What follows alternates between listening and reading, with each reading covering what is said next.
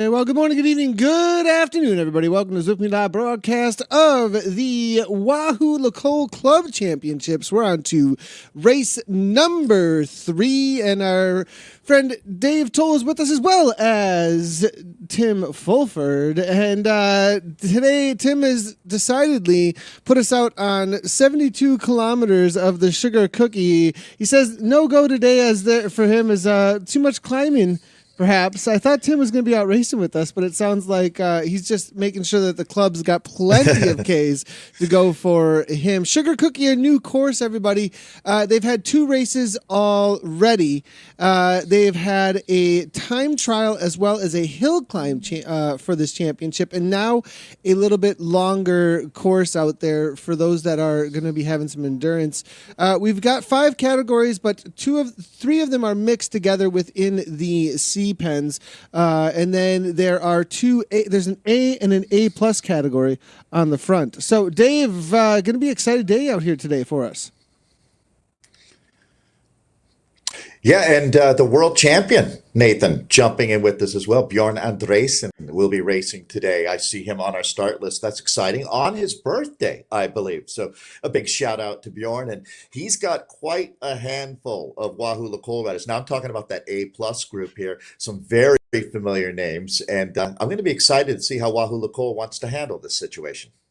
Yeah, it's going to be interesting. Tim, what's the idea behind the racing out here today with the club championships and the course? Course is just something a little bit different, something new. It's got a climb, but it's not a prohibitive for anyone who's adverse to a climb, I guess is the best way of putting it. We want to go a little bit longer. It's not just smash it for 45 minutes and see who can make it. Hopefully there's a little bit of nuance. And for our A plus and A riders, for Grand Prix, the next round is about this length. So we just wanted to try that out as well. Yeah, it'll be definitely a good warm up for the top riders. Now, speaking of the top riders, there are some attacks off the front right from the get go. Let's jump right down into the racing, as we do see with the A's a solid 11 riders out here for the club championships, and it's been non-stop attacks from the get go for 72K.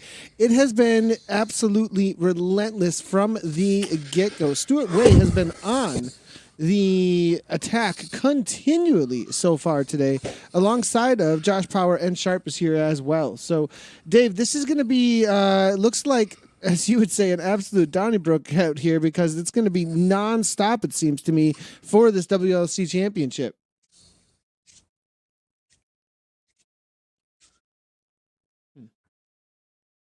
Yeah, taking a look at so right now, really, it's like racing out of a highly charged breakaway here, as every one of these riders is of absolutely undeniable high quality. So now you really have you've whittled it down to just the heavy hitters here. Stuart Way, I'm taking a look at. He's one of the Americans on the Wahoo Le Col team. I'm curious how Wahoo Le Col connected with Stuart. He's certainly one of the riders to watch this season. Yeah, he definitely is. Well, we've seen him plenty, that's for sure. In the last, I think it was about 2 weeks ago, actually, winning the Monday night Z Racing Series with a crazy attack coming from him. Sharp here, as you can see here, also coming up and over the top. L'Oreal is there as well. Teppo, I wonder, has Teppo hit that level? What has he hit level 100 yet? I think he's took a little bit of a break. It was pretty close, but level 93 was the last time I'd seen. 189 beats per minute, though, so definitely been on the attack nonstop.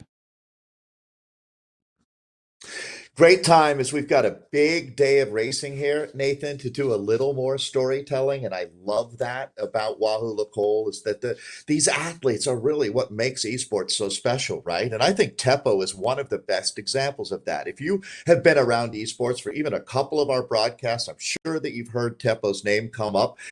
Basically, he wanted to earn the Tron bike using his free trial, right, Nathan? Wasn't that the gist of that, to see if he could climb that much, which is basically 150,000 meters in a week, more or less. And Teppo takes on these unbelievable challenges. And as we're talking now, it looks like that's Stuart attacking, isn't it? So Stuart has heard enough about Teppo L'Oreal. Nathan, he wants me to talk about him again. I should. This American is phenomenal. And they're going to put, right now, I've not really put Teppo under pressure, but Stuart's going to open things up again here, Nathan. Yeah, Stuart Way now off the front, 5.9 watts per kilogram. It looked like for a second was orange numbers for just a moment there. Apologies on that for just a moment, everybody. It looks like we are good to go now on the broadcast. Has been a little bit of a struggle as of recently, but we're good to go. It looks like Stuart Way here, as you can see. Oh, he's all over the screen. Family man. As he's making his way off the front of the race here, 6 watts per kilogram still, and solid effort here coming from Stuart. As what's the longest race you've ever done, Nathan? Like legit race. I don't know what I mean by legit race, but where not just your longest ride, but where you were competitive during the event. What comes to the front of your mind when I ask that? Longest race I've ever done. So the longest race I've ever done was up against. I actually came to the line with Leonard Tugels, actually, in a 200-kilometer race, actually. Man. And it was definitely one of the most painful experiences, that's for sure. Are you I've cramping ever had. at that point? Yeah, well, it was definitely plenty of cramps afterwards. 200 kilometers. I can't remember the exact course that we were on, though. It was definitely coming into Watopia downtown, but it was a difficult one. Well, I have to be honest, when you talk about cramping, it's funny, when we first got into esports, Nathan, you remember how much time we used to talk about the elevation that the riders were at? That never comes up anymore. Even though it's still somewhat relevant, I think we've really learned what matters in this sport. And when you talk about a pain cave, I mean, yes, clearly you're going to be better off competing at sea level than at 8,000 feet. There's more oxygen in the air. That's pretty obvious. But things sort of, we've got to come to an understanding with how this works. But one thing, Nathan, we really haven't ever talked about is cramping in esports events. But when we have a day like this, a monster day of 72K, this is 2 laps of the sugar cookie. This is going to be for the top athletes. I'm estimating an hour and a half in the saddle. This is the kind of day that if you don't manage your fluid and just your minerals really in your body correctly, you could find yourself cramping in the last few K. Yeah, I think it's going to be really, really important when it comes to the intake for the riders, that's for sure. On a longer day like this, the fluid's always obviously going to be a huge one. Also, sugar's going to be looking at probably somewhere between 60 to 120 grams of sugar per hour. Power now looking to come across, though, as Halliday does close things down here, it looks like, on to way. Sharp also on the counter, but it looks like to me early on, Ben Muir was on the attacks going downhill. Now sitting in a little bit more. He's going to be one to be watching out for. Davies was on the attack early. Actually, the reality is, Dave, I'm not sure anyone in this pack has not thrown something at one of the other riders. I think the only ones so far, perhaps on a little bit lower when it comes to the overall watts per kilogram so far, is going to be perhaps Celebi and Josh Power. If I'm looking through here, Halliday actually covering moves at 4.4 watts per kilogram average, as well as Power here, 4.6 actually coming from him, but Ben Muir has been at a solid 5 watts per kilogram so far, as well as Teppo Lorio. Did the Wahoo Le Col riders split themselves up into inter-squad teams out here? Is that why Howell Davies is calling himself a burritos rider? I'm wondering if that's possible here. Just for like an inter-squad scrimmage, Nathan, right? Where you just want to make it more competitive. And if we just split our team up, we can race against each other here today. Because this is quite a murderer's row that we've got from the Wahoo Le Col. Yeah, I have a feeling maybe Tim can come in on that. Tim, yeah, let's bring Tim in. What's the situation? Are they just all racing individually against each other today? I would think there's no team within the team. Yeah, yeah. As far as I'm aware, there's no teams within teams, but we have a Discord which is all broken up to each of our ZRL teams. So I think there's probably been some discussions. Certainly, watching the start, like they done like 9K in 10 minutes going downhill. So it's everyone all out for themselves. But yeah, it's crazy start so far. Yeah. So Tim, we love Wahoo Le Col. Talk to me about with the team here, the spirit of these events, right? We've seen a wide range on the spectrum today. 72K. We had a really intense hill climb. What were you guys thinking when you started creating this? I mean, I love what you're doing, right? Racers making races and events and series for themselves. No one knows what you guys want better than you. So talk to me about what the plan was coming into this last 3 weeks run. It's been really fun. Yeah, so the first reason was to give the club an opportunity to have a bit of a chance, but not just have one race. So there was the obvious hill climb and then the time trial, and then we could have just sort of smashed it round Volcano Flat for 45 minutes, but we thought let's give people a bit of a longer smash out.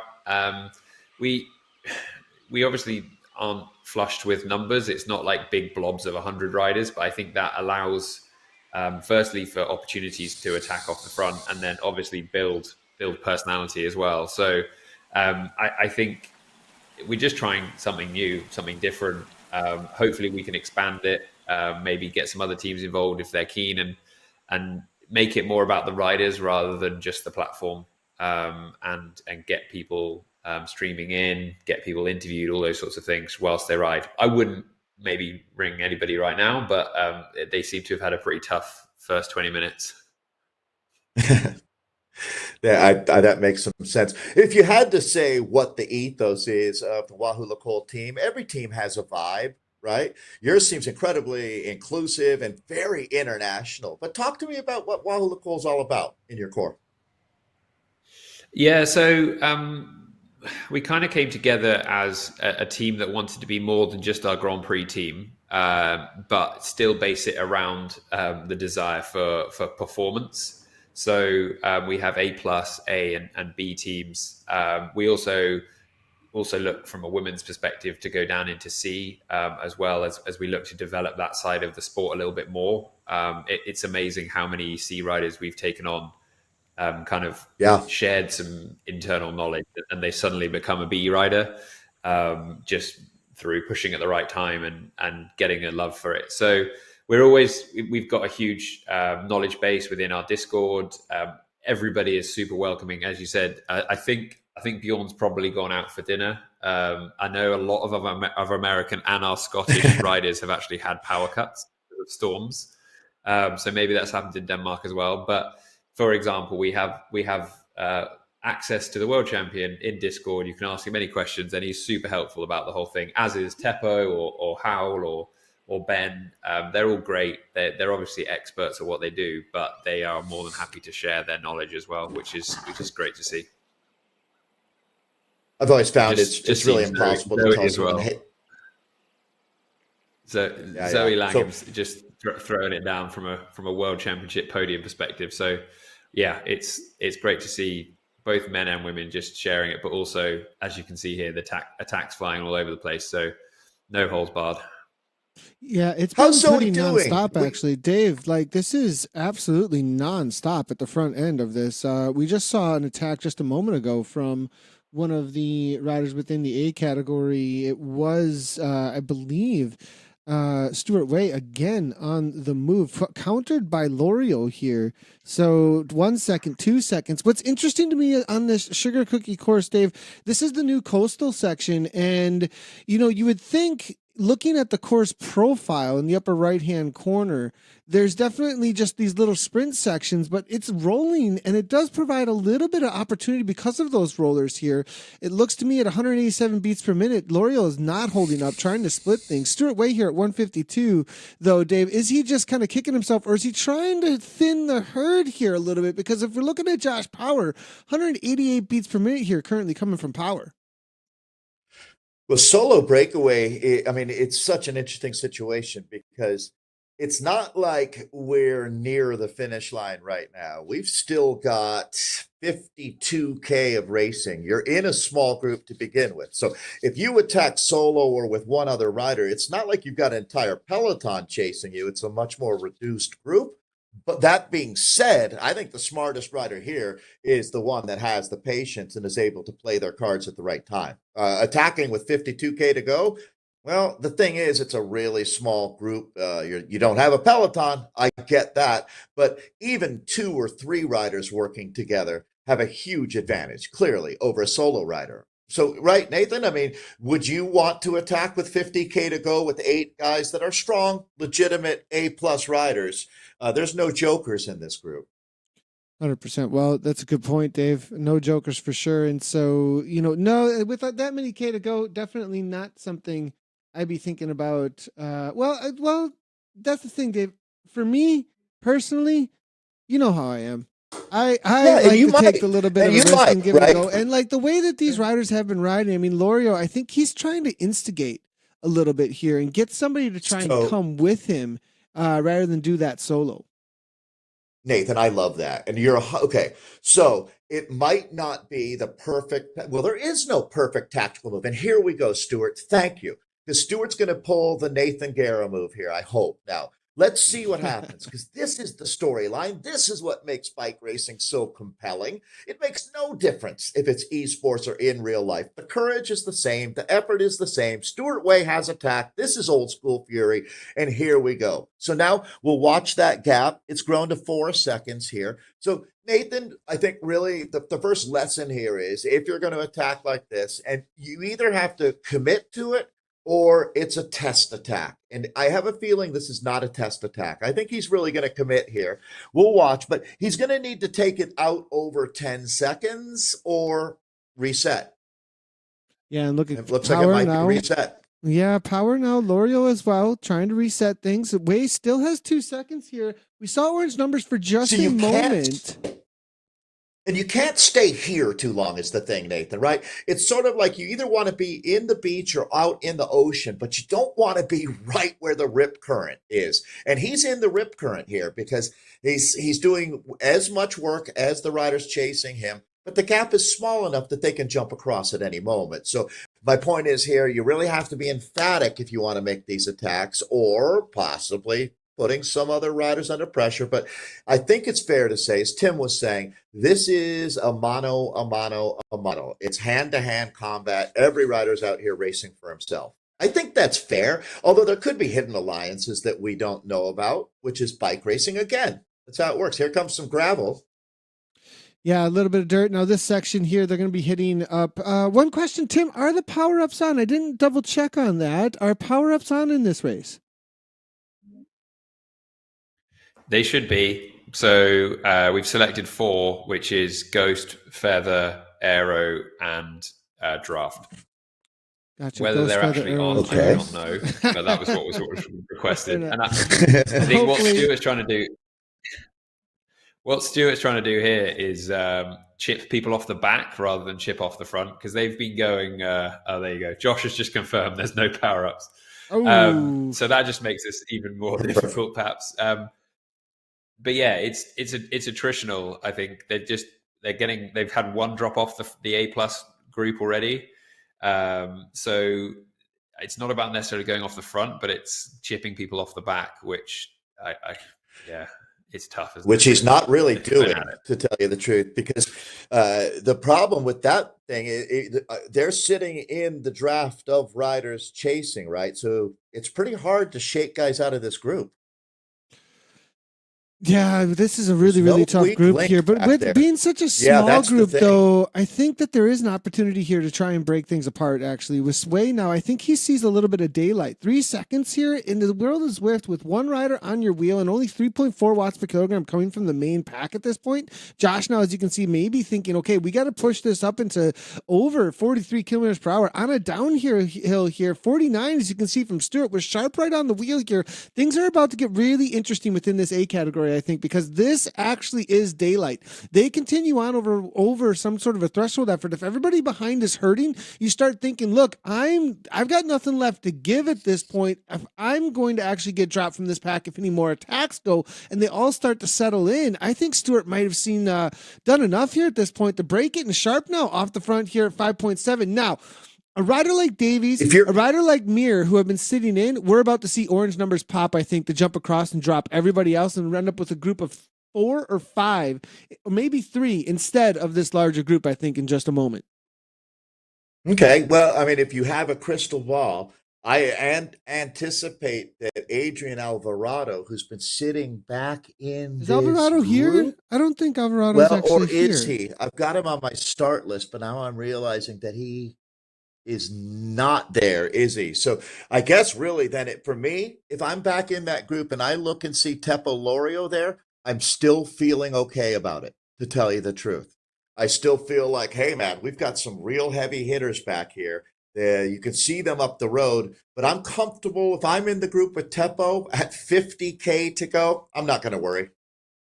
Yeah, I mean, it's a good point. We'll see if they can work together to bring this back. I have a feeling, though, that what's going to end up happening here is that these riders are going to wait until there is a more difficult moment. So, they keep on jumping on the wheel and jumping on the wheel and jumping on the wheel, and they're trying to split things up, right? And so what's going to end up happening, I think, is as they thinking about the course, these riders, they're very, very experienced.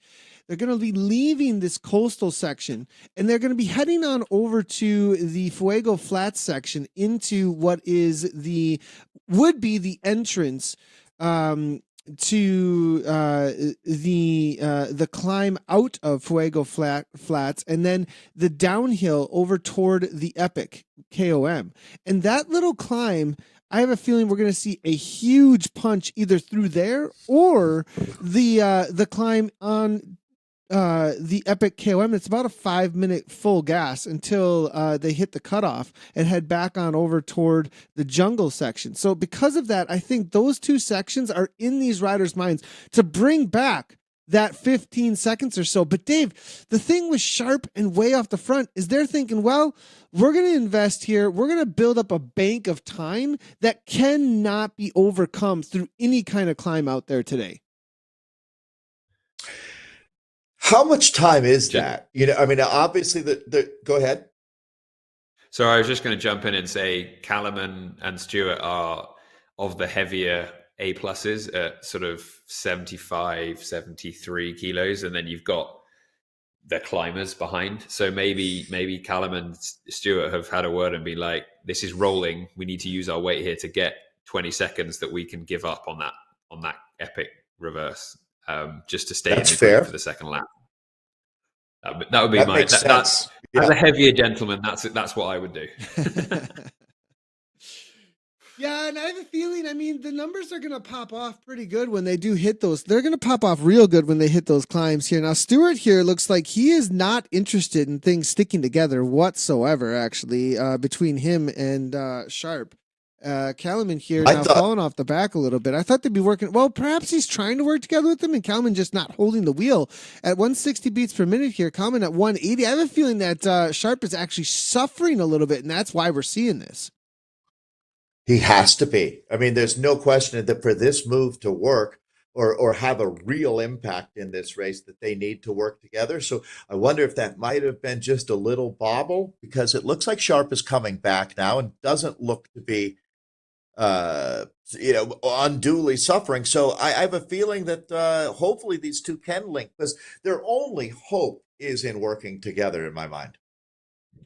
Yeah, I'd have to agree with that. Now, looking here, Sharp does get back on the wheel. I think I do have to agree with that, though. They really, I mean, can Stuart go solo for the rest of this race? I mean, we're looking at 72K. I mean, to go a solo effort like that. Now, the reality is, though, I mean, if they sit back and they don't work together like that, that group might become uninterested at a certain point in chasing this soon enough. There is a reality that Way and Callum here get a big enough gap that even though they start getting organized towards the end of the race, there just isn't enough time left. There is that reality as well. And then you start having infighting in that back group. I mean, every single second that goes out, the complication of bringing this back and the motivations for it, they just get continually compounded. It definitely is compound interest, Dave. Yeah, no, absolutely, Nathan. And, the other thing, so good, these two are back working together, so that's nice to see. So we can leave that for a moment. Going to go back to Teppo Lorio really quickly, Nathan. Teppo, obviously world-class, but you have to remember, as we were talking about at the beginning of the broadcast, that Teppo is in the middle of one of his super endurance moves. And so level 95 is where he is right now. So, I mean, that's mind-blowing. But knowing he's been riding that much, and Nathan, you've done, some pretty amazing things. Or not, I don't need to qualify that. You've done amazing things on Zwift. And there's no doubt with what Teppo's doing, he can't have the snap that if he was trained up for middle of the Grand Prix season, knocking out 25K races. He's in the middle of an incredible slog. Yeah, and I'm wondering, like, if that has something to do with why he's put a little bit of rest. Have you heard anything, Tim, as far as like how Teppo's been doing after, I mean, this massive amount of time that he's been putting in on the bike? I mean, it's definitely been much time, Nathan? Like, how much is he? Is he 5 hours a day, 7 hours a day? I have no idea. I mean, I have no clue. Tim would be able to answer that, I think, better than I could. In my opinion, they're crazy amount of hours. He probably needs a couple more days off to let it kind of settle in, but he's flying. Like TT last week, he put his best numbers for 2023 down for 20 minutes. Really? So, really? Wow. He's going pretty well, is how I would describe it at the moment. So Tim, it's funny. Finnish athletes are known as some of the best endurance athletes through history, right? And different athletes train differently, don't they, Nathan? And Teppo must adapt incredibly well to a huge workload. I mean, some people are, we're all different. Yeah, I think Just checking go ahead, Tim. just checking the companion app. He's done 4 days in the last 30. So he's done. Because it tells you the actual time in the last 30. Right. He's done You want 2,500 to change kilometers that on into Zwift. hours. This month, 96 hours on 2,500. Zwift. 96 hours. That's incredible. That really is. There's not many people on the planet can say there's probably a couple other human beings who've done something comparable to that. But back to the action here on the front. Our two leaders are working together. So Sharp and Way sounds like an accounting firm, doesn't it? But it's our two leaders. Yeah, and moving back here to L'Oreal, he's starting to the front. This is going to be the climb, everyone, as they do head on to the lower slopes of the Watopia Mountain. As you can see, there is the start of the Watopia Mountain, but they are not taking on the mountain in its entirety. It is going to be just the bridge section. This little kick up, though, initially, this is the sharpest part and where you just need to survive. It kicks into double digits, I believe, at certain points here. I did race this in the KISS 100 a couple of weeks back, and this was the crucial point you looked forward to, because this is when you could get dropped. This is essentially a minute and a half, maybe 2 tops, full gas into the orange numbers a lot of times here. Wahoo Le's now pushing up into 7 watts per kilogram. Power, they're trying to follow, it looks like now. They're bringing back time quickly. Stuart Way now on the move, though, at the front, as he's starting to get some separation and trying to create distance between himself and Sharp. Interesting up, because really, Dave, the ship has to leave at a certain point here if you're going to hold off. And so he's got to just ride his own race, because this is the commitment, isn't it? Really, really a tough call to make, Nathan, when you're in a 2-rider group and you realize that you're a little bit stronger. Because the crazy thing about a race like this is you're going to have some bad spells through an hour and a half. You're going to have a minute or two here or there where you're not on your game. And so you have to wonder, do I press on without him, or do I wait and see if we come good? What's my best bet? That's bike racing. You're going to be rolling the dice a few times out there. But right now, again, slight advantage going back to the breakaway. Still so much racing ahead of us here. But it looks like Stuart Way, I mean, at this point, Nathan, he looks like he's been slightly stronger amongst these two. They've never really quite got that rhythm together. You've done it before. I'm thinking, Nathan, about Tour of America's Dairyland, where you're a mountain bike racer. You show up at a national level, continental level race there in Wisconsin, but you're not on a road team. It's interesting to have a race where everybody is independent rather than working for a leader. It creates an entirely different dynamic, doesn't it? Yeah, completely. Totally different dynamic. And, because it is that's the thing is here, you're not going to be able to ride the wave of any team. Right, like that's. I think that's the point you're really getting at, is that there's no team that you're just going to be able to hang out, ride the wave, and sit in and trust that it's going to bring anything back. Perfect example, Nathan, is that when you're in that group and you look around and you see 2 teams have really good sprinters, and if their teams work, they're going to bring this break back. That's when tactically you realize, well, I'm not going to help then. I'll sit back, let them do the work, make the catch, and then I hopefully will have a better shot of winning out of that group. That's sort of the tactics that you get to know and learn and love. Out here, it's every man and woman for themselves. One of the things I love too is, and there's nothing wrong with this in my book, is that bike racers, that hidden alliance, right? Where maybe you've got a buddy in this race and you say, hey, why don't we try something today, something fun? I'll attack, they'll chase me, and I'll let you counter. That kind of thing. And that's always going to be part of what makes bike racing such a complex sport, man. I mean, it's really this bizarre, I used to always say it's a Machiavellian chess match on wheels that has an element of a bar fight, but also now there's Chinese checkers that you got to throw in there because you've got not 1 or 2 teams, there's people coming at you left, right, and center. But back to the action, Nathan, as this is some of that tough climbing we've got on the sugar cookie today. It looks like, Dave, the catch has been made. Callum here now at this point. He's actually kicking just a little bit here. Good on Callum. As you can see, they're holding on to 2 seconds. He pushes a little bit over the top. Interesting enough. What if that's just a little bit of spite? Because he is getting caught. Is that the Scottish spirit? You Oh never say man. die, do you? Yeah, Right? right? Callum never say die sharp. I love it. And Tim, do you know Callum? Have you had a chance to meet this rider? Because I'm definitely feeling strong spirit here.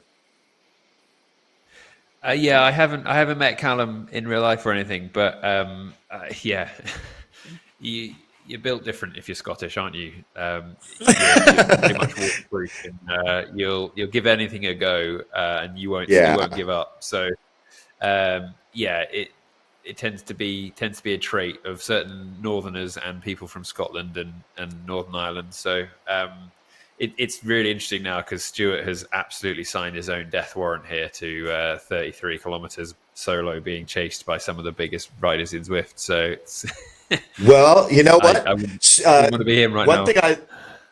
thing I love about crafty bike racers is there's always something in the quiver. Maybe a gravel bike comes into play for him. You never know, but I wouldn't be too surprised.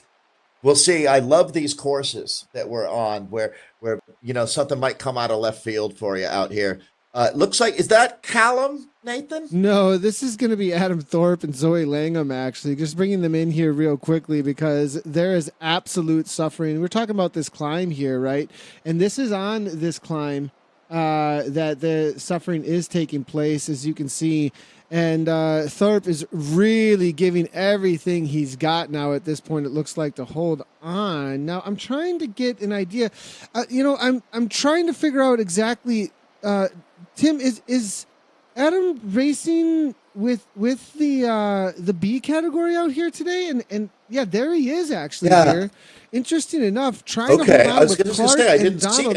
Now, just so everybody knows, the B category is the A's. Okay, so they had to use, it's a B pen. So I'm not going to say category. It's a B pen, and the A's within WLC are in the B pen, just so everybody knows why they're wondering, wait, Adam Thorpe, a B rider? No, not a B rider. And everybody else in the C category, when we jump over to the C's, they're the women as well as the B men are all, like, everybody else is mixed into the C category. Thank Tim, you. you want to give me a quick That helped. overview, Tim, of who's all in that final C pen? Yeah. So we actually had a chat about this last night. Of, do we set everyone off together?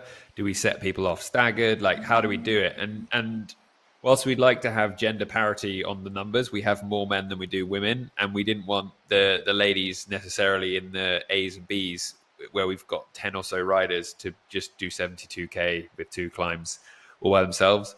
So, I mean, Zoe, as you can see in picture there, is in the A cat women, which is a separate category, which is D category, but she started with the B men, which is the C category, and the E category, which is the B women. So if anyone's managed to catch up and stay ahead of what I've just said, well done. But yeah, Zoe will be about to be starting the climb now. Adam's just finished the climb.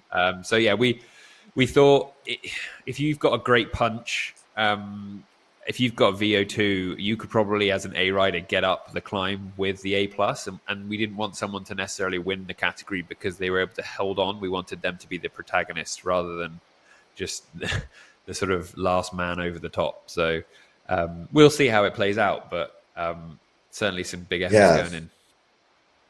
I think it's fascinating listening to that, Tim, because bike racing is such a complex sport, right? It's so hard to, even for us to figure out how these races are going to play out, that trying to dictate what the racing is, you just never know, do you? How they're going to race the race. And one of the things that I've come to really love about, our club championships or racing in the esport format is it tends to be aggressive racing. Rather than what the air quotes around negative racing, where riders are marking each other out of breakaways constantly. And I think everybody's familiar with the concept of negative racing is. And the exact opposite is we get so much of. And listening to you, it makes me stoked to hear that that's your mindset in creating courses, is to have a dynamic finish, right? It's right, Nathan. How many times did we talk about this isn't an exercise contest? But to get there, you have to be creative. Yeah, you definitely do. And looks like Zoe's getting creative with the watts here. Reese on the wheel there, as you can see. Now, there is a gap, though. Peter Avenant is off the front from South Africa with a Barry as well. But Zoe on the chase here, 4.8 watts per kilogram, leading this C-pen, D-pen, and E-pen at this point. A solid group, it looks like.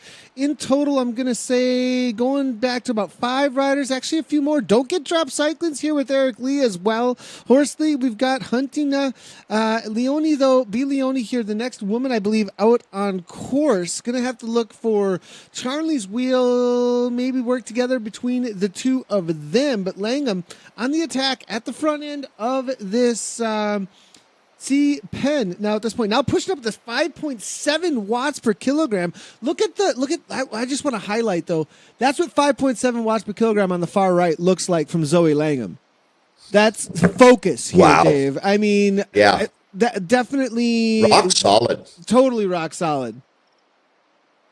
Yeah, that's something to be said for that. Tim, it's great to have a rider like this on your team, isn't it? What a character, what quality character role model she is for all your other riders.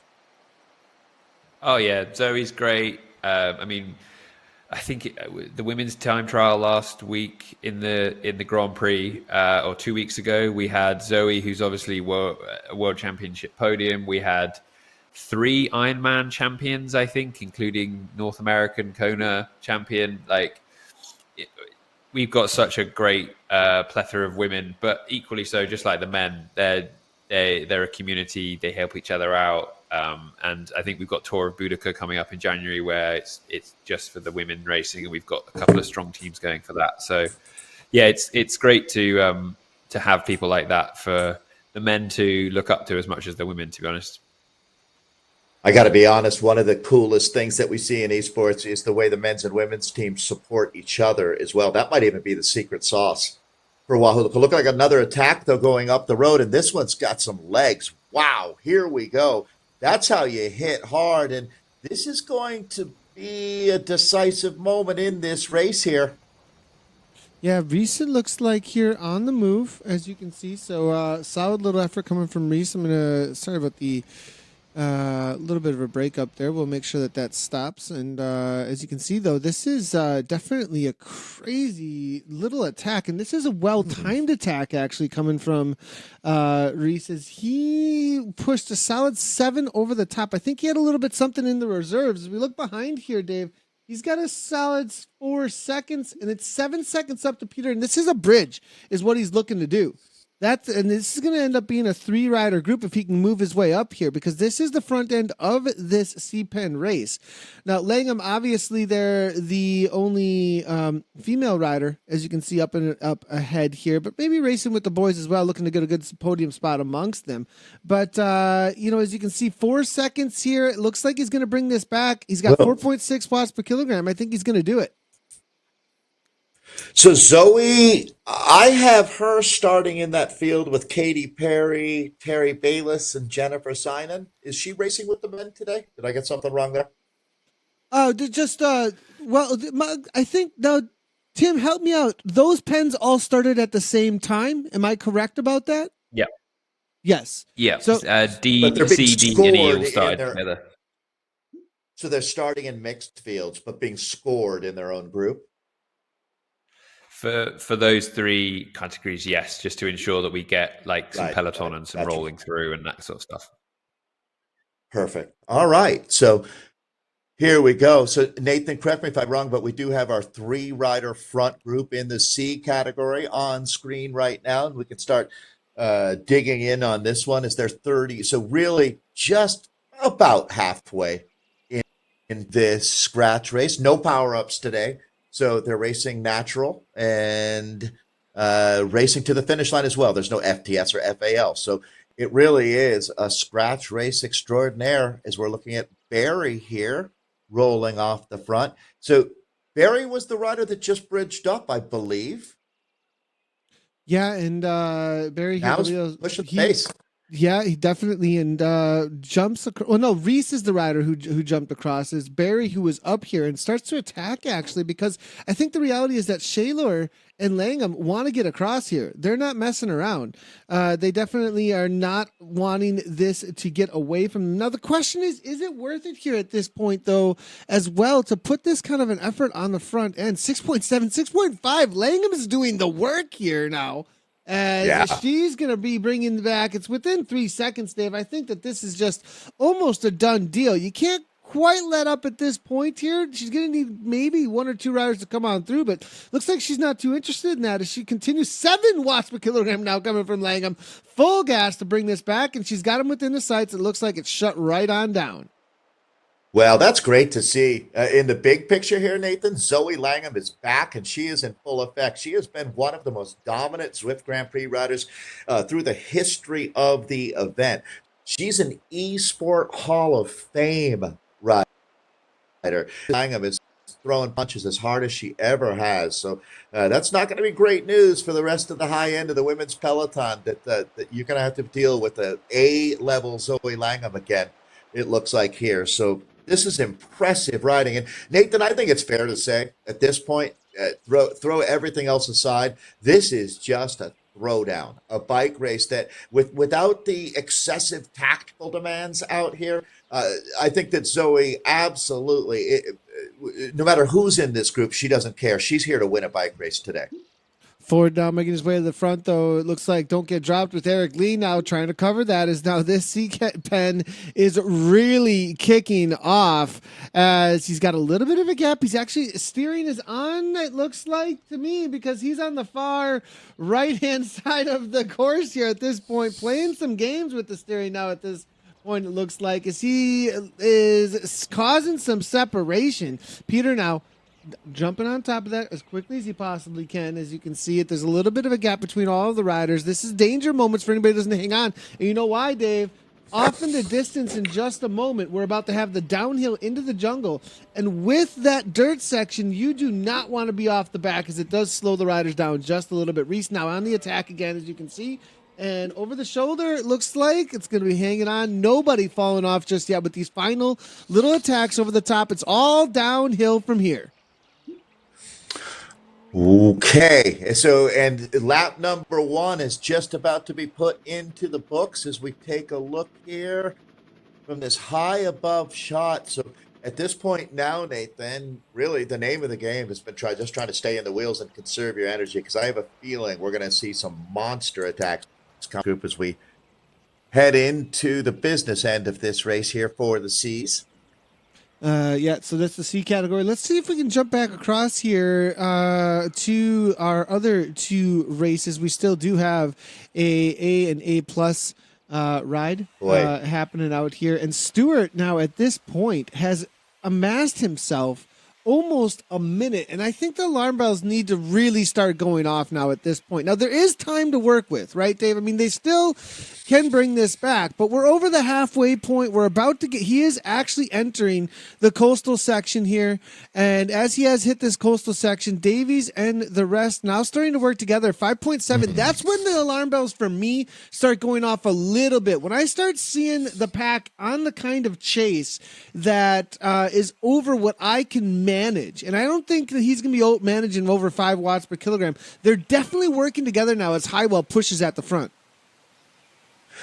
Yeah, I mean, this is what's so fun, Nathan. You're exactly right. At 1 minute, we've got ourselves a bike race here. As they're going to have to, as you said, the alarm bells, it's not a 5-alarm fire, but the alarm is going off right now. And it becomes now, how well can these guys organize? There's no teams here. It's every man for himself. So it becomes how equitable is this group? Are people going to share the work now?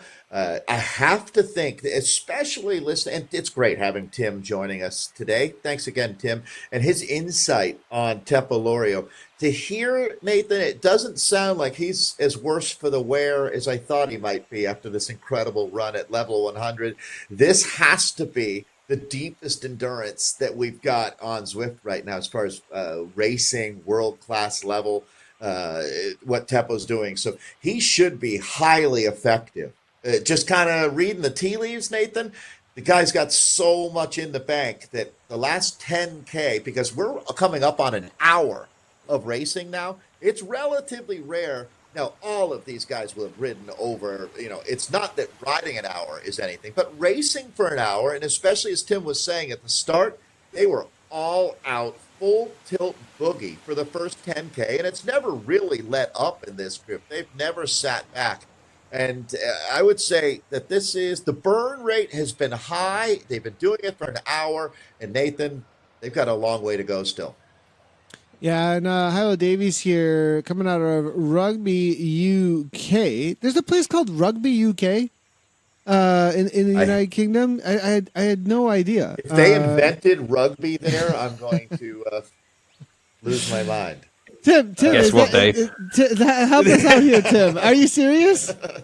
Is that they picked up a football and ran with it, and it was in rugby school. Oh my gosh! Oh wow! He's a triathlon coach, actually, and his biggest achievement, it says World Ultra Fit Champion in 2004. He's 49 years old. This guy is absolutely a legend. World record holder for 100-kilometer indoor rowing. He's held the British double Ironman record. World champion at CrossFit before CrossFit was invented, and has ran 8 to 10 marathons. If you wonder why we say the word Hilo Davies very often on the broadcast, that's exactly why. This guy is a monster. Tim, when you picked him up, did you have any idea about this kind of Palmares that he's got underneath his belt? Howell is amazing. If you ever get the chance, or I'll share it with you, Nathan, and we can maybe share it with the whole community. There is videos from like a terrestrial television program back in the early noughties over here of like Hal just bending iron rods as part of some sort of gladiators thing that he had to do. You're kidding. This is not real. He's an absolute freak when it comes to running, cycling. I believe it. No, I'm genuinely not joking. He's bending iron rods right now as well with those pedal strokes. It seems at 5 watts per kilogram. Halliday over the top. I do want to give a little shout out because the work was put in a little bit for I believe. Oh, I thought we were gonna. Yeah, there we go. And he also. I wonder if his little buddy is hanging out next to him as well, as that's going to be Zuma, Huntaway dog. That's going to maybe be hanging out next to him. Perhaps while he's pedaling away. Gonna have to give him a little encouragement to jump back onto the wheel, it looks like, here, as he pushes a solid 8 to jump back on, it looks like. So cool to have, obviously, Hilo. Now, I think this is going to be a major boost to have that kind of a rider in this group at this point to bring this back. But, I mean, at a certain point, will Hilo start thinking, I just need to do this on my own? Because there isn't exactly a ton happening here at this point as far as the working together. I mean, it's like they get a little organized, Dave, and then it kind of falls apart a little bit. It's really interesting, Nathan, when you talk about a rider like Howell, how mindset is huge in this sport. And this is a guy that clearly has never shied away from a challenge. It takes things head on. He's the kind of guy you want to be in a chase group with. I mean, I really, truly believe that we were talking about equity in a group earlier, and there's a certain thing about vibe as well. And a rider like Howell, would you want to skip a pole next to Howell and have him look over at you? I wouldn't. I'd be a little intimidated, and I definitely wouldn't want to let a guy like Howell down. So I think that you probably get an extra 10% out of the other guys in the breakaway when you kind of bring that bravado that Howell brings to this group. And the same thing goes for Tepalorio. I wish, Dan Halliday is another rider. Is Dan still? Yeah, he is. Yeah, he's here with us. I can get some information for you on him, Dave. Dan Halliday. Mind? Yeah, we'll see if I can. Yeah, I appreciate it. One of the great things about being with our Wahoo Le Col friends is this team has a bunch of really cool people. And I love that about Zwift. He's a level 46 Zwifter. I know that, out of Scotland. We've had a few Scottish riders today when you see this arch and you know there's no power up, that is a drag, isn't it? You'd be hoping to get a feather, that's for sure. think all these guys could use a feather out here. Here's Dan. Yeah, Scotland, 186 Looking quite centimeters, pro. 73 kilograms, 46, level 46, up at 169 beats per minute currently, and looking a little wet out there, as it usually would, I would think, in Scotland. We actually don't have any more other than the ZwiftPower, I think, on Dan at this point. So, but it's good to see him out here, and he's been doing a lot of work within here. What's his average so far, actually, amongst the crew? If I'm looking at the watts per kilogram here from Halliday, only 4.0. So I have a feeling that Halliday, up until this point, has been kind of, because he was the rider that was covering moves early on through this section and then settling it right down and covering moves and settling it down. So I think he's got a little extra energy in the tank, perhaps, to help bring this back. And that has been his plan all along. They brought 5 seconds back in the last kilometer or so. That's exactly my thought, Nathan, is he's shown that he's got the pop, but he hasn't been making excessive efforts. So definitely watch out for Dan out here today as we bring it past 45K. Again, go ahead, Tim. Sorry, I was just going to say, I don't know if you noticed it, Nathan, or you do, Dave, but there are comments going into the chat, and I reckon there's quite a lot of private messaging going on between these 6. Just to put a perspective on it, to win the club championships, I think Howell needs to put 2 places between him and Ben Meer. And you see just one message coming back from Dan saying, "My bad. I guess somebody has private messaged him," and he's just replied.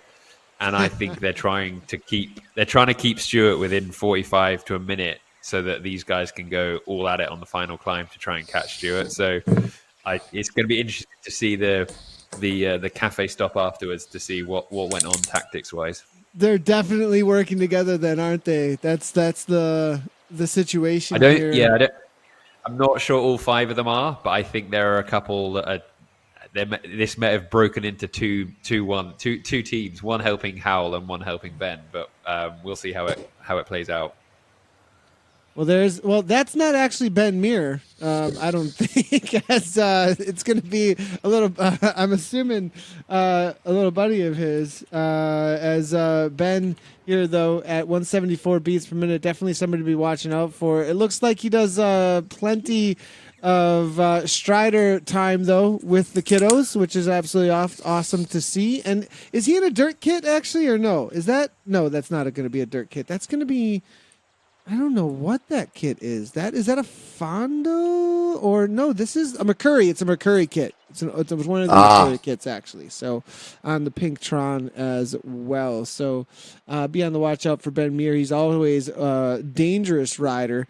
You know, Ben, I think he's a rider that's kind of got the all-arounder feel to him. I think, you know, if he's got a solid 5.9 watts per kilogram for 20 minutes so far, I think in this, is that just in this race actually? But not necessarily a rider who's got a good kick. So Tim, you know, when it comes down to, you know, are you thinking with this rider full gas VO2 from Meer at 64 kilograms and able to throw down 5.9 for 20? I'm assuming he can do 7 to 8 over the top of that climb though. Yeah, I was chatting to Ben yesterday. He's worried about a sprint finish because of the way in which we're doing the points. So I think he'll want to try and break this up on the climb and get everyone there as tired as possible. So I don't think he's back in his sprint today. Yeah, well, Davey's now. Hey, Tim, this is real. This is real here, Dave. Dave, this is the 9 watt per kilogram kick here, real quick here. Orange numbers. Meer now responding. Davey's he's not interested any longer. It looks like like it's starting to say, look, the gloves are coming off. We're not playing around any longer. Something needs to happen. But he's not attacking. He's picking up the pace, right? Well, or he's splitting the group, actually. So you're absolutely right. It wasn't like he just went, it wasn't a violent attack. It was just he went to another level there. And you're either going to go with this train or you're not at this point. This is Dan Halliday that we're in with, rider that has looked pretty darn good to me out here. And he's continued to back that up as we come up on 50K. Halliday pushing the pace. This group getting much, much more active now. I did not realize that we've got a junior rider racing with us here, Tim. Josh Power in this field. At least it says he's a junior in his age here on ZwiftPower, and I'd imagine that's true. That's impressive that he's holding his own, punching above his weight out here today. Yeah, Josh has come on so much in the last 6 months. I think last week was his 18th birthday, so he's actually worked really closely with our Grand Prix team. He's been in with our A1 teams in the ZRL, so he's just he's getting a lot stronger. He just needs to get some tactics to apply to the power that he's developed. Howl is certainly helping him with that. No bar bending yet, but we'll see how that goes.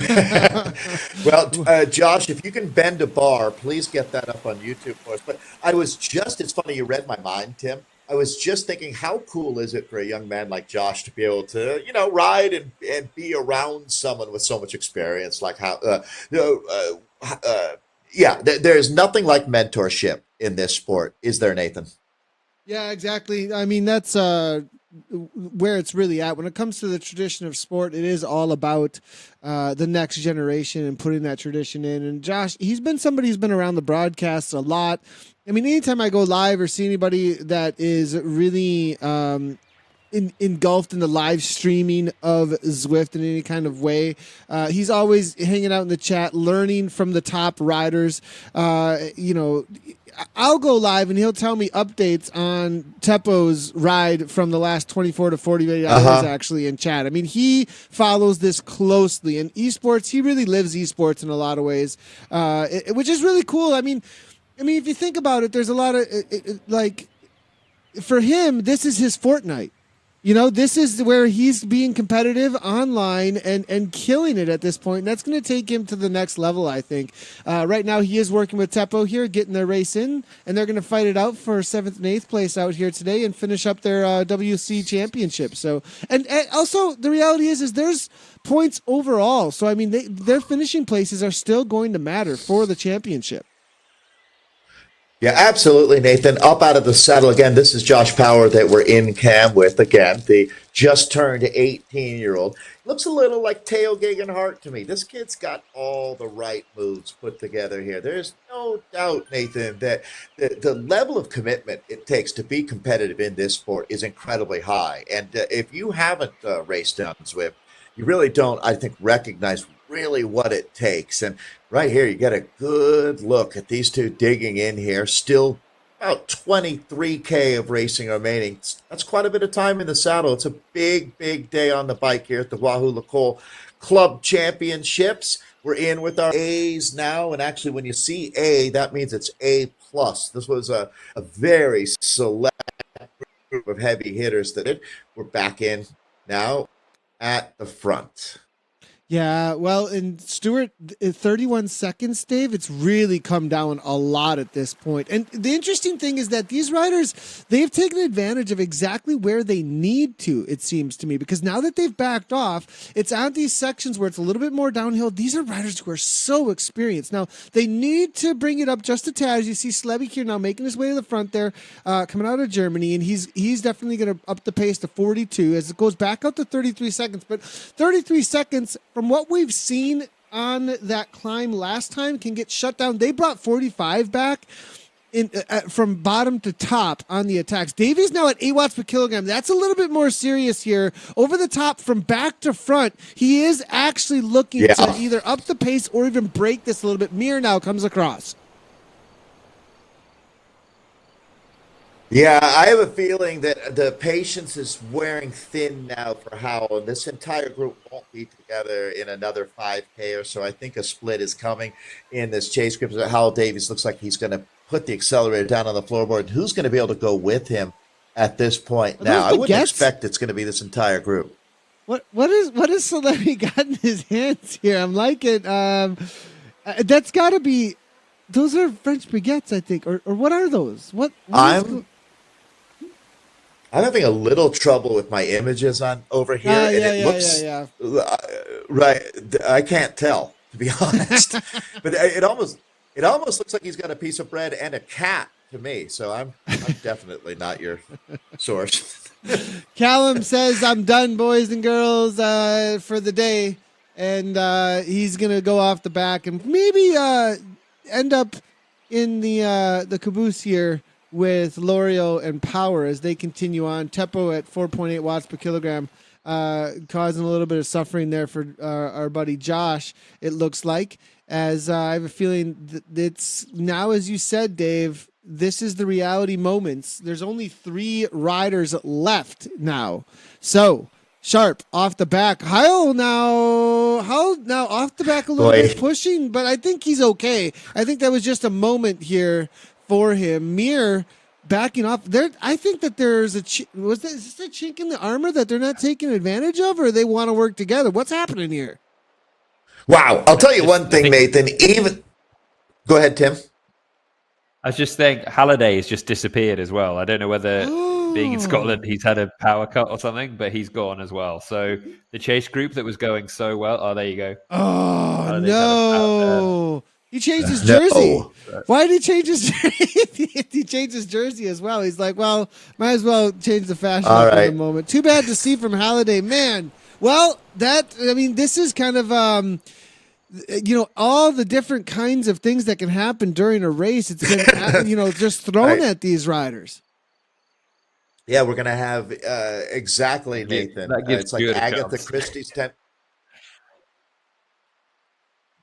All right, so picking up the 3 survivors at this point.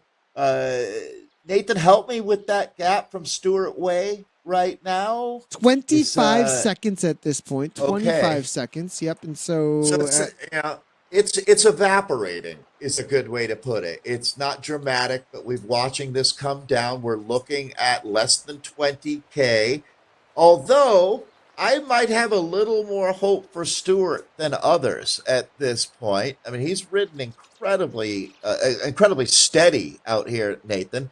So he's kept his power profile flat. That certainly is encouraging for the last. I mean, we still have a half hour out here.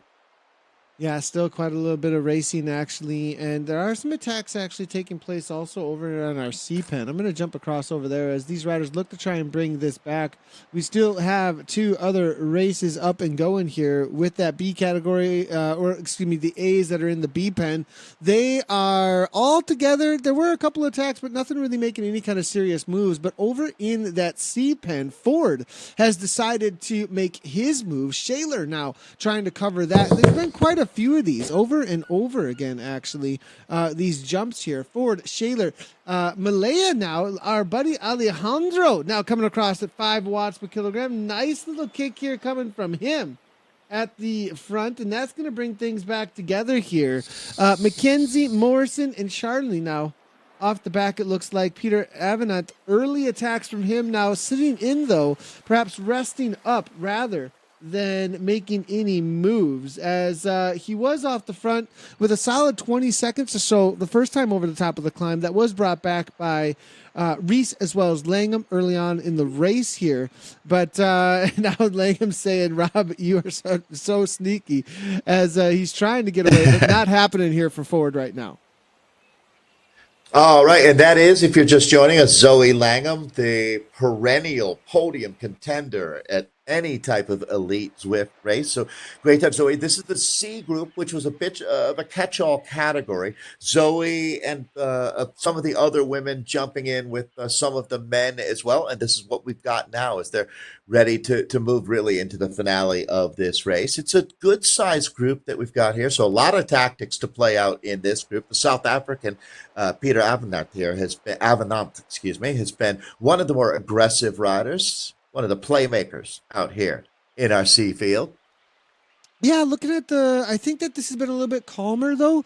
Do you think that's because of the reality of the makeup of the groups here at this point? With this many riders, you've got a lot more to deal with. You got a lot more to think about, perhaps. Now, Ford now going again, though, as he looks like. And there's lots of chatter, actually, here. Stay as long as my legs allow. We're seeing here from Zoe. Thanks for the company. Good to see the encouragement there. Rob giving it a go again, though, Dave. So things getting a little bit more aggressive.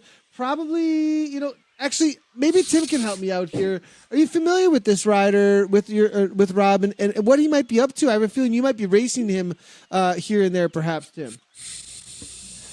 I haven't raced with Rob Lotz. I mean, he's using. I guess the sneaky comment is based on the fact that he's steering, whereas Rob might, and therefore disallowing some people to have draft. I tend to find when that happens, you get attacked when you get caught. So we'll see what happens to Rob. Turnabout is fair play, I guess. Yeah. I think that's probably how it goes down. But no, this is great. I think this is exactly what we wanted. And the ACAT is equally as spicy as I think that's split in two as well. So it's just, I don't think anyone certainly wouldn't expect myself Stuart has, and therefore you get different attack points and different narratives for each of the different categories, which is what we've got here. Tim, what kind of a chance do you give Stuart out here to hold on? So I'm seeing 26 seconds. I don't think that's enough, unfortunately. He's got a little bit left on the southern coast, and then it's like Ben and Howell are probably our two best hill climbers. And Stuart's been out there now for a lap. Were you saying earlier that for Howell to win the series that he needs to get 2 places between himself and Ben? Did I hear that correctly? Yes. Yeah. Right. So he can't, right now it's not going his way. Then is it? Right now he needs to take Salibi, catch Stu, hope Stu holds the wheel, and then Hal wins the sprint with the other two in between. So I think the Callum dropping off and the and the Dan dropping out, it's probably hurt Howell's chances a little bit. Knowing how that will not make him stop, so he'll still be tearing. My thought there, Tim. My thought there was that for a while that gap was holding in the 40, 45 second range because Howell wanted to keep those guys in play. He wanted to keep that group larger for that very reason that he needs to get he needs bodies there to get that 2-rider gap between himself if he's going to win the overall club championship out here. So there's a lot at play, Nathan. And here's our leader, Stuart Way, that we're in with. This breakaway now, I'm going to say he's been out here for more than 30K at this point. A little hard to remember exactly when it was actually right here. It was right about here that he made these moves and got the break. It might have been about 10 or 15 seconds at this point. And so, it's been well over a lap at this point away here. This is the longest. Seconds. So in my time, Nathan, with you, which is over 4 years doing commentary, low or 2-rider breakaway that I've ever seen. And part of that is what we're racing for 72K. This is a monster day in the saddle. This is something that the riders have been looking for. They're stoked for this. But you got to be a special kind of athlete to be excited about this kind of intensity for more than an hour and a half of racing. As we're 58K in. These are 3 leaders here. Our 3 chase riders that we've got with 1 rider, Stuart Way, up the road now. And it looks to me, am I seeing 21 correctly there for seconds now? Is that gap, I believe? That is correct here. 21 seconds, 21 seconds. This is, I'm not going to say it's going to come right down to it. It looks to me like it's going to get shut down. And, Dave, they've got the little climb into Titans Grove, but then a left-hand turn immediately after that down into the Epic KOM. And I have a feeling that it's going to get shut down to about 5 seconds on Titans Grove. And then, here's the thing. There's 2 kicks from here. If I'm Mir, I'm taking advantage of both of those. If I am a pure climber, I'm trying to put the hurt on as much as I possibly can on every opportunity I got. Now, if I'm confident, if I'm a little bit like, I'm not sure here, then you're just going to press the pace, continue to bring back that time, and put everything into that final climb at the bottom of the Epic KOM, right up to the bridge, and then extend yourself out from there. I have a feeling Mir is really set up well at this point. What's interesting is that Davies is on the front here, almost working for them. What's going on with the point structure in the background? Are there some point six situations here right now, Tim, that might be playing out in front of our eyes between these three riders with some a little bit of an agreement?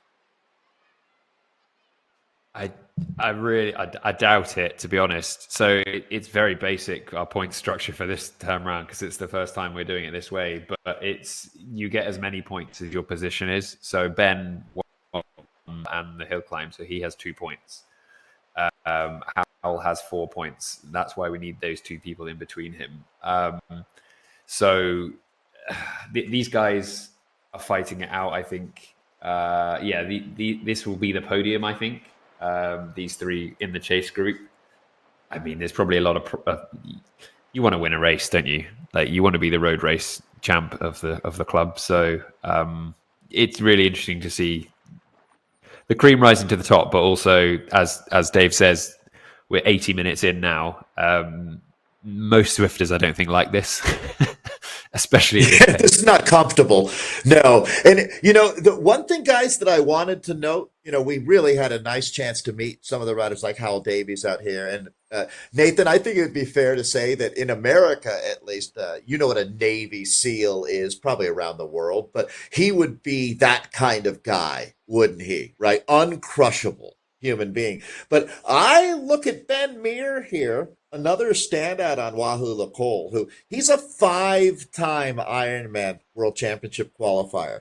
And anybody in that world knows how much importance is put on exactly that title, being at Ironman. And to do it 5 times, that's quite a body of work, actually. So Ben Meer is another, going back to what you're saying, Tim, about how long this race is, very few athletes are as comfortable being uncomfortable as Ironmen. And Ben Meer's one. Ben is also a dentist, and it's a bit of an in-joke within the club. I think he won the hill climb on his lunch break. So he's certainly committed to the club, which is great, and he's committed to training. These are the real hard men, I think it's coming down to now, and I think they're all going to try and rip each other's legs off up this climb. Yeah, I just this is feel the bad moment, for isn't Stu. it? This is the moment here, isn't it? I mean, 4.1 watts per kilogram, 4.6. I don't think Stu is holding up at all at this point. He's still trying to hold on to anything he possibly can, but 20 seconds, it's stabilized, but I think that's mainly because the riders behind here, Meer, Davies, and Slevy, are thinking about the climb that's to come to close this gap down. Now, one thing we've talked a lot about Davies, we're talking a lot about Ben Meer, but Slevy here, this rider has been fairly quiet up until this point. Is there going to be some sort of response from this rider? Are we going to have a little bit of a surprise coming up here? I wonder. I mean, he's hung on this entire time all the way through. What kind of efforts have you seen from Slevy, out here? And is there a chance for him, Tim? I mean, you're the one who's going to know the riders here within your team. I wonder, or is it just? I mean, is Meer really the one to watch out for? In the next 5 minutes, all these three. He said There you go. There's if you're on. Let me get back to you. 20 minute and 5 minute power, definitely. Hal is able to put a sprint, and Ben will do everything he can on this climb to try and drop Howell, I think. So if it comes to a 3-up sprint, I give it to Howell in the next 5 minutes. As I said, we're nearly 90 minutes in. Anything could happen. I think you've got to remember, people have got to be fueling properly at this kind of level with this amount of time. So Salibi could equally still win this. So could Stu. They're within sight for the first time in over a lap and a half now at this point here. And actually, it is Sleepy that's on the front, but I have a feeling that has more to do with just setting himself up correctly here now, as it looks to me like the writing is on the wall. 13 seconds still, and they haven't actually kicked. Interesting enough, but here we go, up into the real steep parts now. This would be a good time, as Nathan, you talk about how you want to use the course to your advantage, and this would be a moment for him. Yeah, and I wonder if this has to do with the looking for weakness. If into the wheel here, not actually making any kind of serious kick, and it is going to be these three just chasing way. Is it going to be when the catch is actually made, perhaps, is what we're looking at now?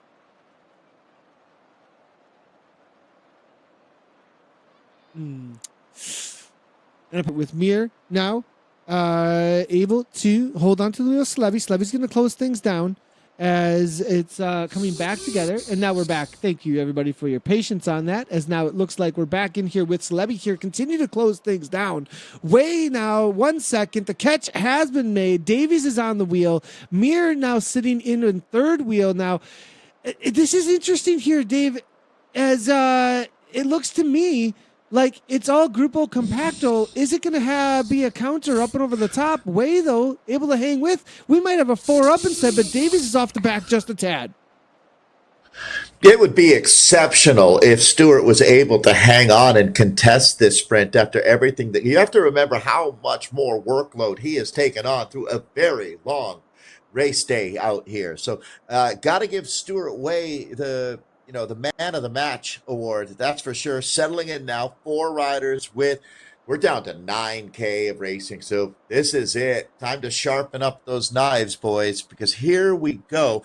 So, I mean, when you look at it, if this is a 4-rider sprint, it looks like Hal Davies has on paper, he comes in as the man to beat, is a good way to put it. I am surprised that nobody's coming over the top. I would not want to come to the line with Stewart. Maybe Wade. they can't. Nathan, maybe. Yeah, maybe. I mean, Stewart, we've seen him kick. Will he have something at this point? If I'm Stewart, I'm just following wheels because you're trying to reserve everything you can. You've been off the front for over, what was it, like 50K, 40K, something like that? I mean, insane amount of time.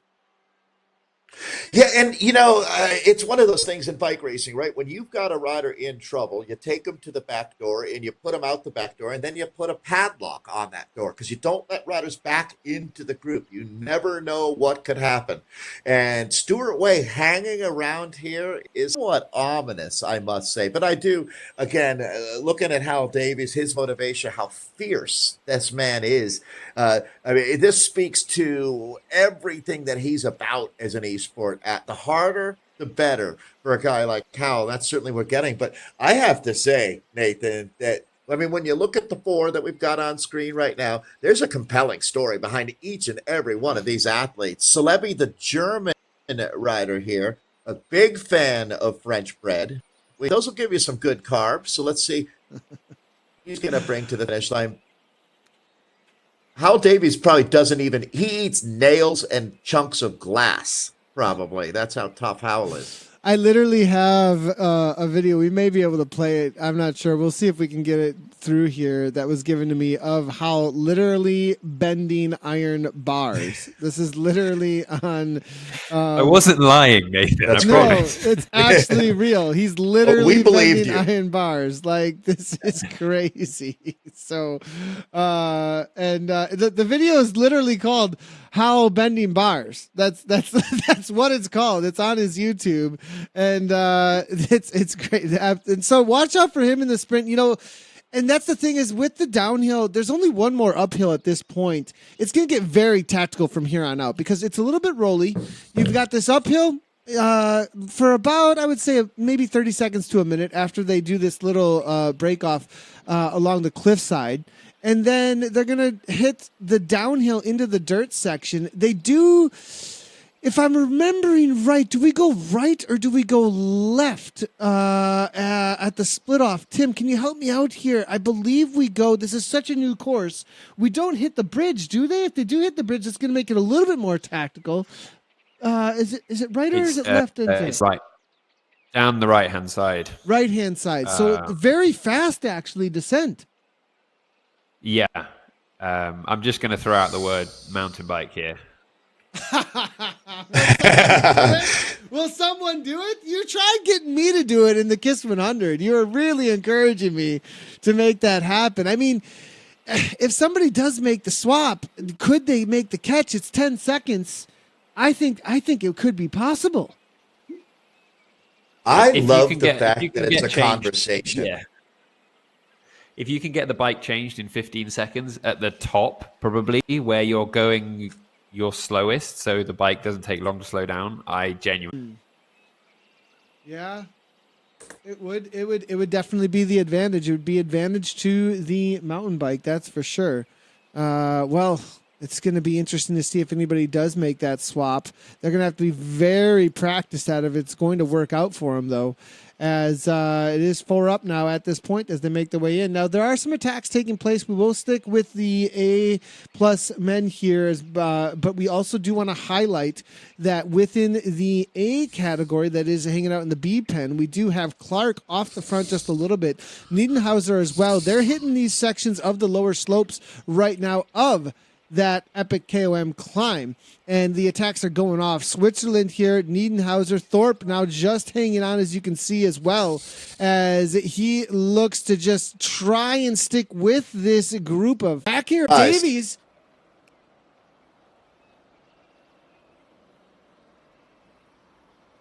And it looks like Davies here able to hold on now, just barely, as we've got 4 riders still together.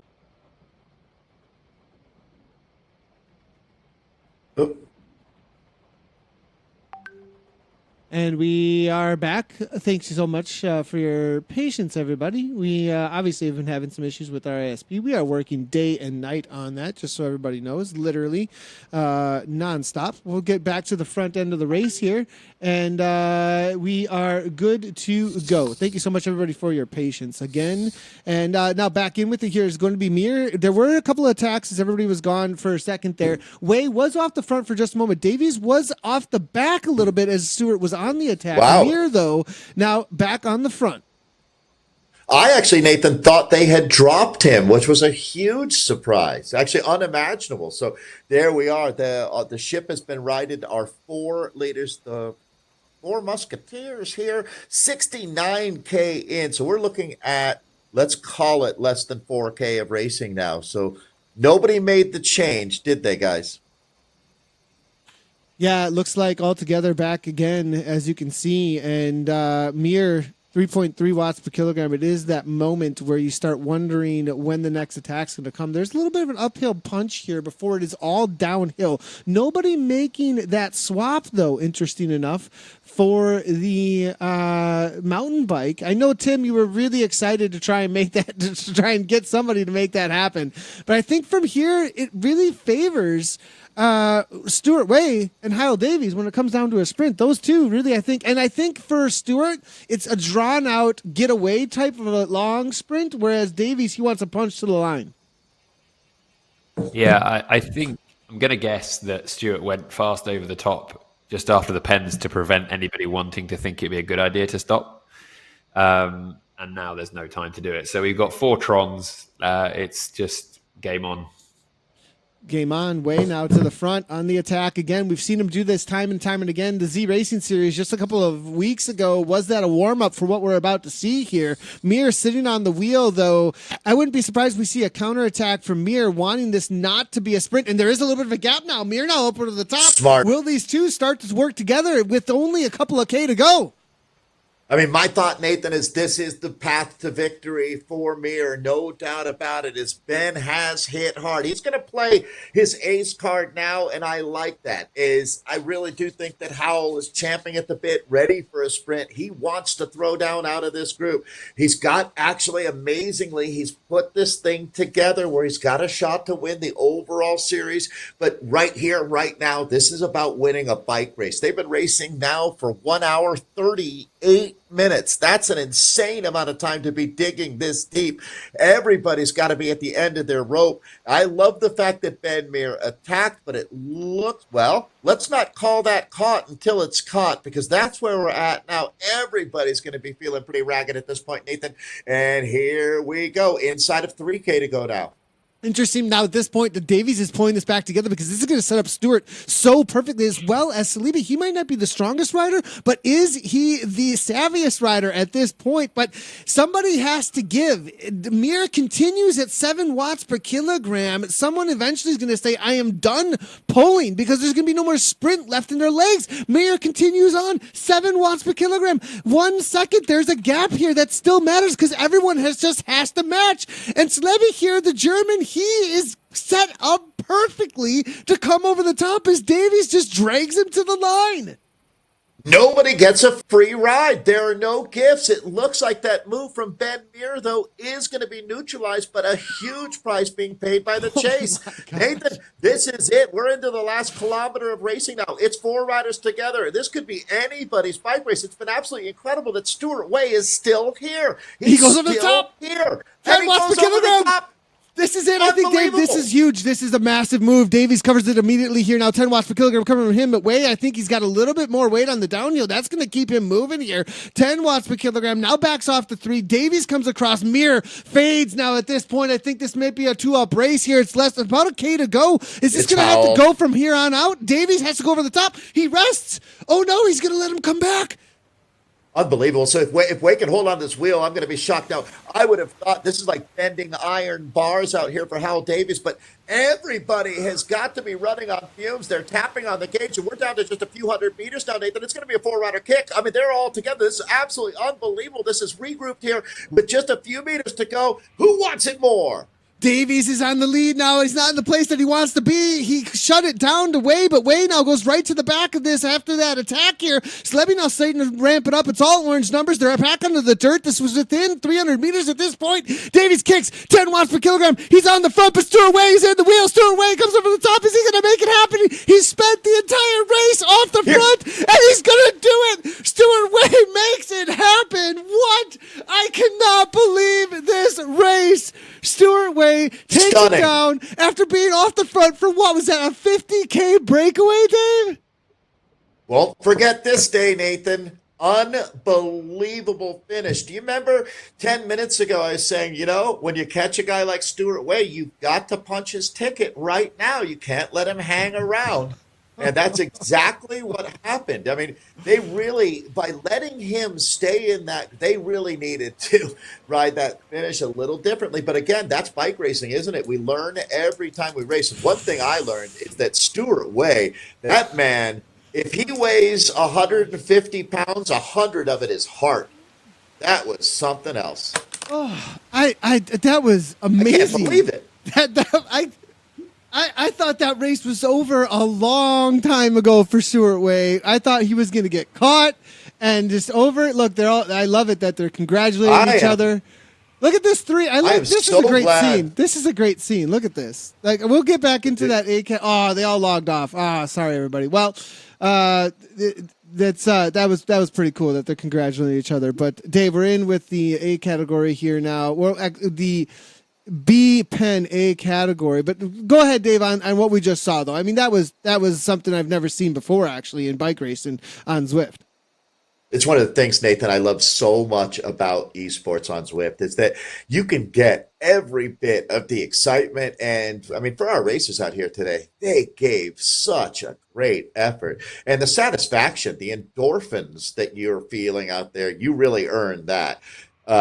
So that's why we do it, Nathan. It is so much fun to watch. And a huge thank you to Tim and everybody at Wahoo Le Col for creating these opportunities. And the final note on that is I love to see how the sportsmanship amongst all of these riders. So we're back in actually with Adam Thorpe now in the rest. So as Nathan was saying, you see B there, but that's the pen that they started out of. These are going to be our A men because we had a unique situation with this A plus group today that we just saw finish with Stuart Way taking that win. Nathan, if they'd allowed me to, I would have bet your house on Hal Davies winning that race. That's why we actually have them race to the line, right? Instead of just saying who won and moving on, we actually have to prove it out here. And I love that. There's a meritocracy to this where to win a bike race, you have to earn it. No gifts. Coming up on 70K. Isn't that cool, Nathan? That no matter who you are, no matter how rich you are, no matter where in the world you are, you're going to have to make an incredible human effort to win one of these races. Doesn't matter. So what we got here, 3K to go now for our A's. I do know it says B's, but this is our A group, and it looks like Phil Clark is going to be one of Adam Thorpe's many problems right now. Yeah, no, good to see Phil Clark. Loving the Northern Ireland pick coming in. Really great to see. And currently 169 beats per minute. He's been definitely a rider to watch out for so far. I think he was one of the instigators that made this split happen. As you can see, Gibson, Bergenski, Oxley, Ader, as well as Van Urk is also a rider. I definitely want to shout out the man out of the Netherlands. He early on was off the front for a long time. Our Van Urk, as you can see, I think sitting probably back in about 7th or 8th place right now within this group. Not this group here right now, but off the back there, 138 back. We just want to give him a shout out because he spent plenty of time off the front. We weren't able to show the cameras too much of the rider, but definitely something I wanted to highlight there. But Clark now, as you can see, on the move, our man here out of Northern Ireland, he's trying to pull something off here, but I think we're going to have something similar to what we just saw in the A+ category, perhaps a sprint directly to the line as this looks to get shut down by Worthington. Yeah, the situation was so interesting where you had three riders all looking at each other when they were attacked. They did make that catch, and then Way came over the top and won. Here it's a slightly larger group, and it doesn't look like they're going to give quite as much leash either, as we're down to 2K, so the penultimate kilometer underway now. These are, okay, taking a look at this group, it looks like everybody now, Nathan, in my mind, is preparing for a sprint here. We're not seeing an attack out of this group, so have they settled in and lock it down for what's going to be a very reduced rider sprint as we take a look at another Wahoo Le Col cornerstone, Mark Worthington today? Yeah, good to see Mark out here riding with us, and we'll see if he can take this down. As far as his watts per kilogram out there for Worthington, I'm seeing he's got a solid 986. Amongst them, though, Phil, I think, might be the favorite. 14.6 watts per kilogram. Paul Donald as well, though. Be on the watch out for him. Donald is in here, and he's got a solid kick as well, up into that 13.7. So it's pretty, when you take a look at this start list, there were some heavy hitters. Brian Hodges, Vafa Tarek took the start, or at least are on my start list here. So for these guys riding this group, they got feeling pretty good about the effort that they made just to be in this selection now, the ultimate selection, no doubt about that, as we're down to the final kilometer thereabouts now. Nathan, these guys are all going to trust in their sprint. I like that. I like when riders have confidence. We might see like that K to go attack or something, that would be the only kind of card to play at this point, wouldn't it, Dave? I mean, a long drawn out 1K to go. And then at that point, what's interesting is we saw Stewart do that right about here, or maybe a little bit after this, the moment that it kind of like settled down. And then go ahead, Dave. Oh, I was just going to say, it makes me laugh, Nathan, because, in order to an attack at 1K to go, you do have to have a little bit of an element of surprise as well. You can't telegraph that attack. If they all see you coming, they'll just lift their wattage and cover the move. But Stuart Way surprised me. That's why I was laughing, because absolutely, you know what I mean? That's how you do it. You got to zig when they zag. But at this point now, I think it's going to come down to a strongman competition with this group. It's really starting to look that as, at this point, the next attack is initiating the sprint. And there you go. 15 watts per kilogram. Dave, it's over, I think. Nobody's going to be able to respond to that. Paul Donald's just gone. 12 watts per kilogram. It's a race for second place at this point, as long as he can hold on to that. Now, Phil Clark here, now 12 watts per kilogram, looking to drag these boys up. And have I spoken too soon? 2 seconds up the road he here got at this the jump, point. but He's got the distance now. Clark is trying to close it down. Worthington's faded, and it's just going to be a race up between these two. They're going to hit the dirt now at this point, but I have a feeling that Donald's done enough here. He's got the distance, and he can almost put his arms up and go to the line. Worthington up over the top. Worthington's coming fast here at this point. That's not going to be for first place. I think that's going to be for second. Thorpe now. Oh, right there to the line. I think Worthington might have just got the better of Thorpe at the line. A huge day of racing as they wrap up things for our A-men out here. So, yeah, I'd say he started the sprint early and held on. That was the element of surprise there, maybe jumping a few seconds before other riders were anticipating it. Yeah, and as you can see here, Clark. There's our champion. This is the to the line behind here. As you can see, this was the sprint behind. And I think Thorpe actually may have just out-sprinted Worthington there, as you could see, perhaps. Now, we do still have some racing happening here, just about to finish up, actually, also in that C-pen. They're making their way to the line. There is a breakaway, actually, off the front within that C-pen category. We're going to jump over there as quickly as we possibly can. 3 racing pens with 5 categories altogether, actually, between them. All going on at the same time. In that C category, here we go. We've got Peter Avant off the front there. 16 seconds now. And we're picking this one right about the same place we joined the Bs. Oh, excuse me, the A racers. As our C pen, as Nathan just mentioned, has a collection of a few different categories, including the 8 women that took the start out here today. But Peter here, it's certainly not over, but a nice buffer that he's built up coming into the last 3K. Yeah, last 3K, good buffer, as you said here. 15 seconds, as you can see. Now, 12 seconds here is Ford now on the attack, actually, looking to bring this back. That's going to be Robin. He's got those Zwift plays, using them plenty to cut the corners as best he possibly can. This is only 12 seconds, Dave. And Peter, I think, has been used a lot of matches now at this point to try and hold on to this gap. I'm not sure that he's going to be able to hold on to this here now. 13 seconds. Well, up into 4.1 watts per kilogram. So this may be some touch and go, actually, between them. Zoe's here still as well, as you can see. Up and over the top. She's starting to put in a little bit of a work now as Horsley's on the wheel. It's interesting. I kind of thought from her messaging that Zoe was going to pull the pin. It's a huge day of racing, but remembering that Zwift Grand Prix is going to have a very similar day to this coming up, it's good to see so many riders taking on such an epic day out here. So Zoe Langham up here now.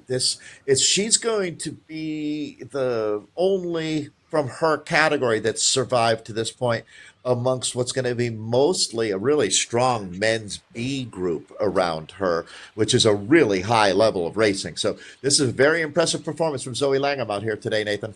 Oh, the disruption. Look at the disruption coming from Reese. What is going on? I mean, that's not actually helping in this situation. Like, Barry is actually getting a little bit of a gap, and that's not helping anybody when it comes to the speeds at this point. Nobody's going to be rolling through because of that, and Peter is only going to get an advantage because of the messing around here with the. I mean, he's going to get an advantage with the plays, but with what Reese was up to there, maybe he thought it was helping, but that's actually killing the speeds of the group.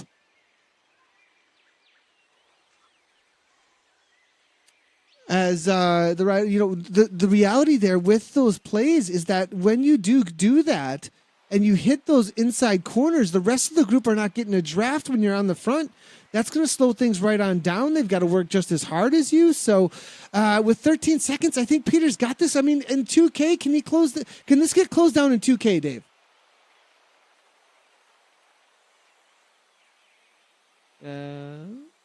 No, I think again, for some reason, this section, of course, gives us a little bit of trouble. I think the jungle likes to give us internet issues specifically at this section, of course. So I think we should be good to go again here. So as I think with 14 seconds, Peter has pulled this one off. Yeah.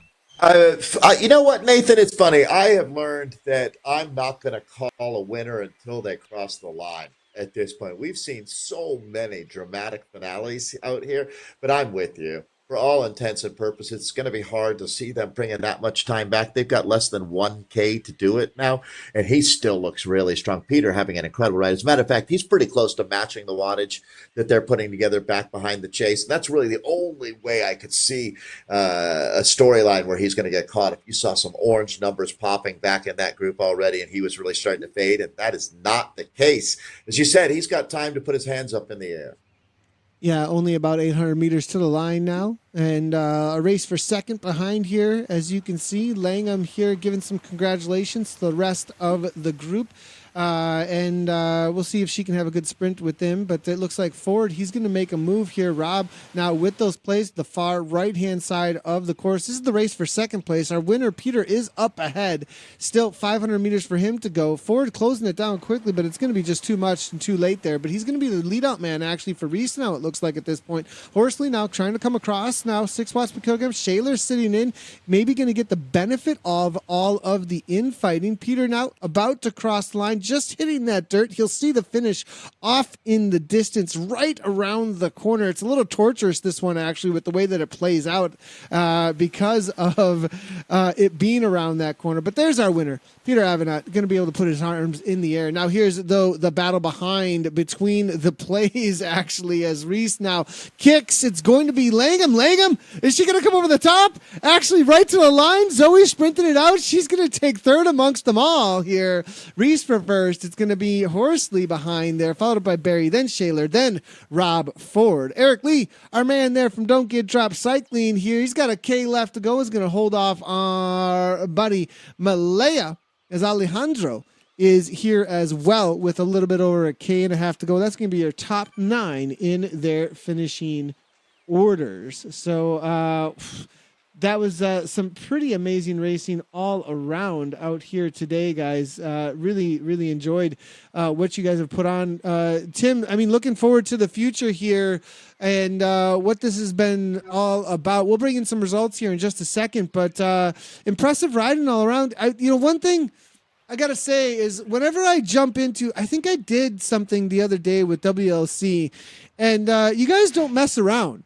Like, I was in some sort of like a group ride, or there was something where there was a bunch of WLC riders, and it was like from the gun. Like okay, I guess this is just not like, I mean, and it was supposed to kind of be like a club, like it wasn't a race, but it was like it turns into a race with you guys pretty quick. Like, you are competitive between each other. Yeah, I think that was the Teppo XP ride. And it was 2 a.m. for me. I showed up at 2 a.m. and you guys just started ripping my legs off. And Teppo didn't even turn up, so he had internet issues as well, which was brilliant. Yeah, great racing from everybody. We do tend to just turn everything into a race, but yeah, it was great to test the format. I think it's going to be really exciting to do these sorts of things going forward because. Yeah, I think we all probably thought, 75K on Zwift, what we're going to talk about. But they make their own stories. We can go into personalities a little bit more. And yeah, I just wanted to make one point about Zoe's avatar doesn't go sprinting out of the saddle until like 10 watts a kilo, which just makes you realize how high her FTP is anyway. So she was just sort of sat down sprinting against all the others. But yeah, great for her to come out. And yeah, just thanks for everyone to get involved. Well, that was really, really great, actually. And, absolutely love what you guys have put together for us. And we look forward to some more of this. I think that we'll have some announcements about some more stuff happening around this time slot for next month. Dave, any final thoughts? I mean, that was some of the best racing we've seen in a while. Yeah, my thoughts are with the racers, to tell you the truth. That's one heck of a day in the saddle, right? It's certainly, I'm sure anybody who's gotten into Zwift has challenged themselves to do 2 hours, 3 hours, whatever it might be. But racing for that duration, that intensity is incredible to be able to accomplish that. So big thank you to everybody for throwing it down. I'm a fan of endurance racing out here. I mean, I think the dynamic becomes really, everything's so much more on the line after 50K of racing than it is when you're just kind of sprinting. So it's certainly a completely different kind of racing. But, like comparing F1 to NASCAR, all of this racing fits in the world of esports. It's just, there's going to be athletes. And as time goes on, we're going to see that too. Athletes will start to specialize more in the inter-esports disciplines. 100%. Well, thanks everybody for tuning in with us. We really appreciate it. We will be back at you tomorrow on Zwift Community Live for the Wrap podcast with our year-end wrap-up, as well as a guest. I believe we're going to have FRR on, hyping up what's happening with them into the new year. Always really appreciate Wahoo Le Col, though, and we look forward to doing more with them into 2024. If you haven't done so already, everybody, we've been live on Twitch, YouTube, Facebook, and Twitter. Make sure to hit those follow buttons, subscribe, and we will see you tomorrow for the wrap, and next week Echelon Saturday. Racing League on Saturday, the final, a little bit longer race. That's going to be a good one. Really excited. And then national championships the week after that for USA. So lots going on, everybody. So make sure to head on over to ZwiftCommunityLive.com for all the updates on that, as well as hit those follow buttons. And we'll see you on Saturday for ERL and tomorrow for the podcast. As always, from Dave and I, and also Tim now, right on.